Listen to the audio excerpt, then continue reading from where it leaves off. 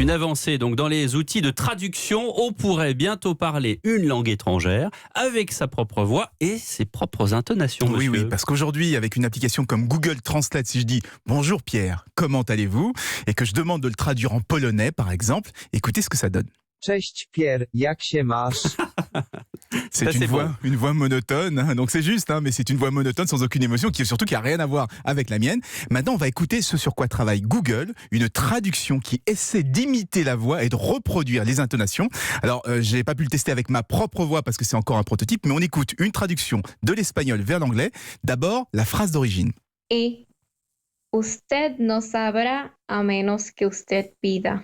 Vous ne saurez jamais si vous ne demandez pas, c'est en espagnol. Et maintenant, on va écouter la traduction en anglais qui imite l'intonation. And you will not know unless you ask. Pas mal, hein? Pas de Ouais, monotonie. c'est la même hein. voix. Alors, on va réécouter hein, pour bien se rendre compte.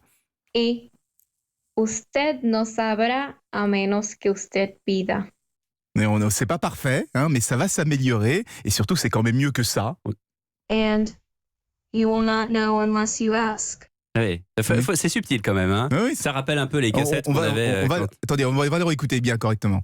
And you will not know unless you ask. Ça, c'est la version monotone. Tout à l'heure, c'était Ouais, la version... c'est spécial quand même. Hein.